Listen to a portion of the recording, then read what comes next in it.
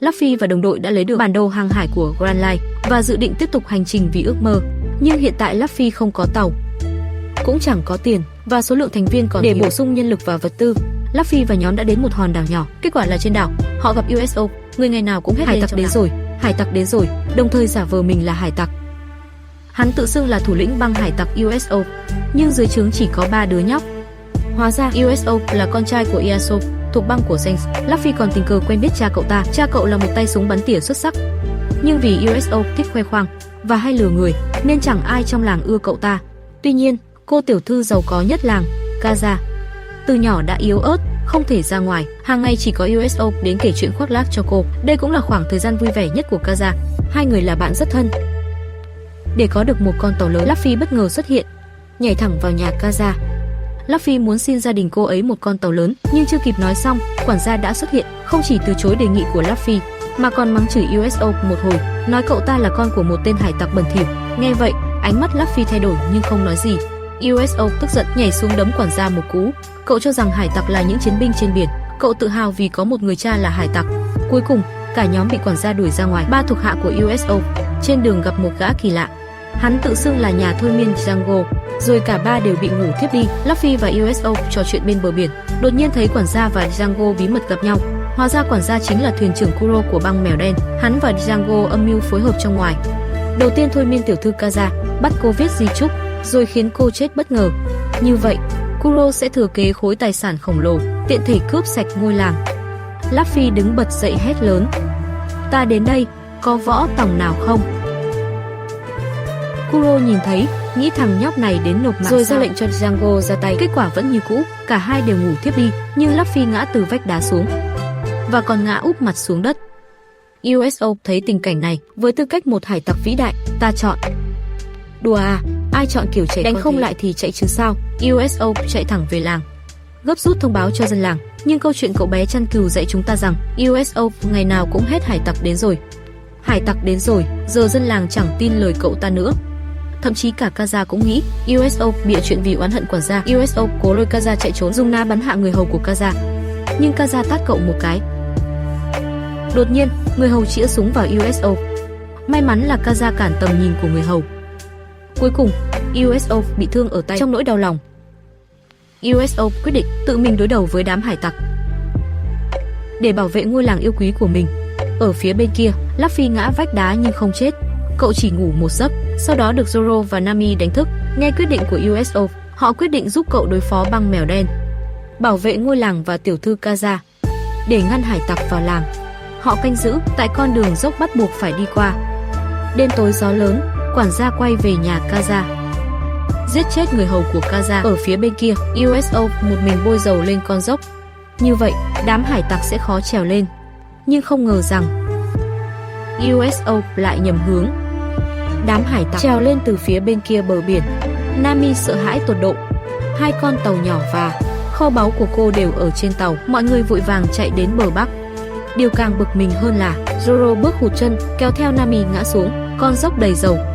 Nami gấp rút bảo vệ kho báu của mình, đạp lên Zoro để trèo lên. Luffy thì vui tính hơn, lạc đường luôn.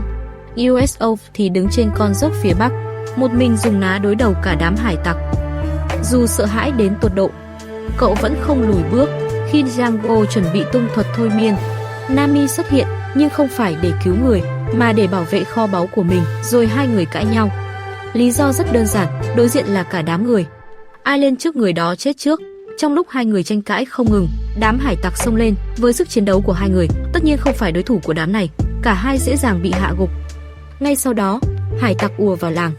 Trong khoảnh khắc ngàn cân treo sợi tóc, Luffy và Zoro cuối cùng cũng đến, đánh bay đám tép diêu. Cùng lúc đó, quản gia, thủ lĩnh của đám hải tặc, hắn rất thiếu kiên nhẫn.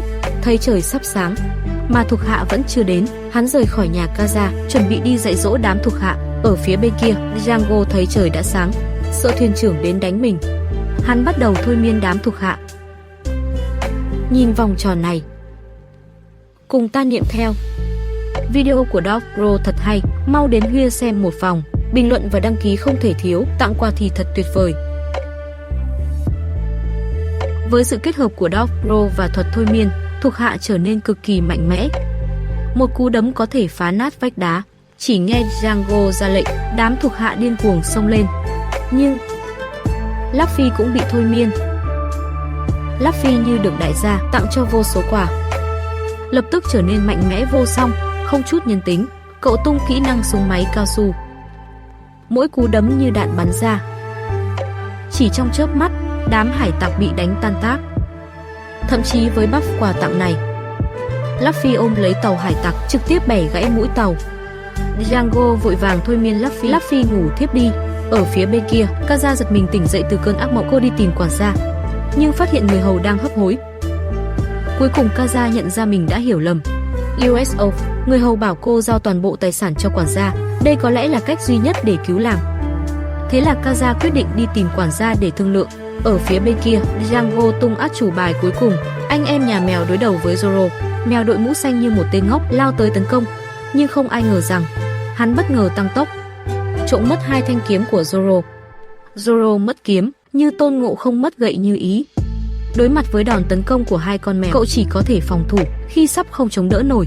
Tệ hơn nữa là USO muốn giúp đỡ, nhưng một phát ná lại bắn trúng lưng Zoro. Thật đáng thương, Zoro bị hai con mèo cào bị thương, nhưng không phải do USO bắn lệch, mà là Zoro cố ý để bị trúng đòn. Nami đoán được ý định của Zoro, vì nếu cậu ta tấn công hai con mèo, chúng có thể đổi mục tiêu. Tấn công Nami đang ở gần USO nên Zoro mới làm vậy. Rồi, Nami định đi giúp lấy lại kiếm cho Zoro.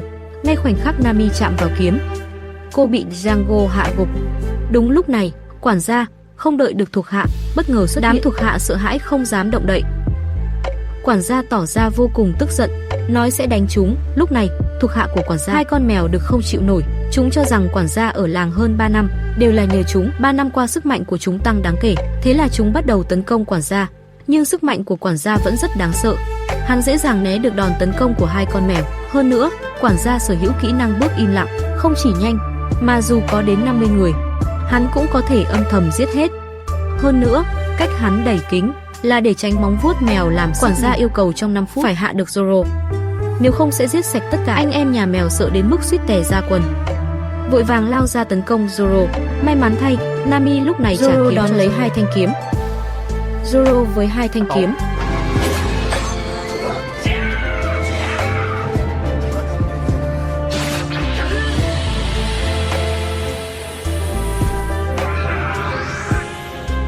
sự khác biệt giữa 1 và 3 thanh kiếm tăng lên theo cấp số nhân.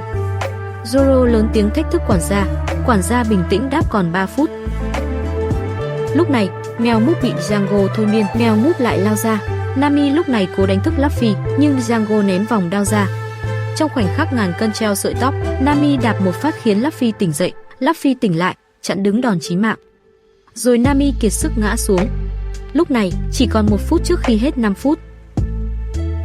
Bất ngờ Kaza xuất hiện. Quản gia thấy Kaza vạch trần dối trá của mình, hắn không định che giấu nữa về những ý định bẩn thỉu của mình. Hắn không hối lỗi. Kaza cầm súng chĩa vào quản gia, nhưng tiểu thư Kaza ngây thơ, sao có thể là đối thủ của quản gia. Quản gia chỉ động miệng đã lấy được súng. Lúc này, USO nhặt súng lên bắn một phát vào quản gia. Quản gia không chỉ né được, mà còn khống chế USO. Ngay khi quản gia định ra tay, Luffy tung một cú đấm, đánh bay quản gia. Chưa dừng lại, USO cùng 3 nhóc tỳ cũng lao vào đánh quản gia. Điều này hoàn toàn chọc giận quản gia. Quản gia không để ý 3 đứa nhóc, hắn tức giận với Luffy. Cuộc chiến lại bùng nổ. Mèo múp tấn công Zoro. Cuộc chiến bên này chưa kết thúc, USO ra lệnh cho thuộc hạ đưa Kaza trốn vào rừng. Quản gia cũng cử Django đuổi theo. Zoro một nhát hạ gục mèo múp để ngăn Django tiến tới. USO bất chấp vết thương đứng dậy, nhưng vì thương quá nặng, cậu không thể đứng nổi. Lúc này, quản gia còn chế nhạo USO: ngươi cứ nằm đó là được, dù sao ngươi cũng chẳng làm được gì, nằm đó còn an toàn hơn. USO bất lực rơi nước mắt. Cậu nói mình là thuyền trưởng băng USO, là chiến binh trên biển. Dù biết không đánh lại kẻ thù, cậu vẫn phải bảo vệ an toàn cho làng. Rồi Zoro cõng USO rời đi, Luffy ở lại đối đầu quản gia. Cả hai lập tức giao chiến. Dù Luffy có thể kéo dài cơ thể, nhưng tốc độ của quản gia quá nhanh. Luffy bị đá bay một phát, quản gia lại lao lên. Luffy dùng tảng đá chặn đòn tấn công, chưa dừng lại, cậu còn bẻ gãy vũ khí của quản gia. Ở phía bên kia, ba đứa nhóc của USO đưa Kaza chạy vào rừng. Nhưng không may, Kaza vì quá mệt mỏi mà lên cơn sốt cao. Django đuổi sát nút, dù lũ nhóc sợ hãi, cuối cùng chúng vẫn quyết định tuân lệnh thuyền trưởng, thề chết bảo vệ Kaza. Ở phía bên kia, tin tức từ hải quân cho rằng quản gia đã bị xử tử. Tất nhiên hắn tìm người thế thân để giữ bí mật mình còn sống. Hắn định giết sạch thuộc hạ. Quản gia chuẩn bị tư thế, đám thuộc hạ thấy cảnh này, sợ hãi tột độ. Có vẻ hắn chuẩn bị tung chiêu lớn, chúng nói quản gia sắp tung chiêu lớn, và là chiêu diện rộng. Chỉ nghe quản gia hét muỗng. Bên đám thuộc hạ liên tục có người ngã xuống, lúc này, do tốc độ quá nhanh, quản gia không biết mình tấn công ai, lúc này đòn tấn công của hắn không phân biệt. Luffy thấy hành động này của quản gia thì nổi giận. Ngươi, coi đồng đội là cái gì chứ? Lúc này quản gia bắt đầu tấn công Luffy. Luffy chấp nhận bị thương, nắm lấy quản gia và vật hắn xuống đất. Ngay sau đó, quản gia lại tung chiêu muỗng. Ở phía bên kia, Django tìm thấy ba đứa nhóc và định giết chúng. Lúc này Kaza xuất hiện để bảo vệ chúng. Cô đồng ý viết di chúc. Zoro và USO chạy đến. Zoro xách kiếm lao tới. Bên phía Luffy, cậu không chấp nhận kẻ đối xử tệ với đồng đội. Luffy nắm lấy quản gia đang định tấn công đồng đội, tung kỹ năng cao su kẹp cổ, dùng đầu cứng đập vào quản gia. Bên phía Zoro, cậu chém cành vì cành cây này che khuất tầm nhìn của USO. USO tung chiêu sát thủ sao thuốc súng, một phát hạ gục Django, thành công cứu tiểu thư Kaza. Luffy ném quản gia cho đám băng mèo đen. Nami cũng lấy lại số tiền bị quản gia cướp. USO tìm lại các thành viên cũ, cậu nói mình đã sẵn sàng. Nước mắt lan dài, cậu giải tán băng USO để cảm ơn Luffy vì đã cứu làng. Tiểu thư Kaza tặng họ một con tàu lớn, tàu Going Merry, quyết định ra khơi. USO trở thành đồng đội mới của họ, cùng nhau dong buồm trên Going Merry. Như vậy, đội của Luffy có thêm một thành viên mạnh mẽ, xạ thủ USO. Sau khi Luffy và nhóm người hầu của Kaza kể rằng, thực ra cha của USO sau khi ra khơi không lâu, mẹ cậu đã ngã bệnh. Lúc đó, USO ngày nào cũng hết hải tặc đến rồi, cậu dùng cách này, hy vọng mẹ mình sẽ khỏi bệnh.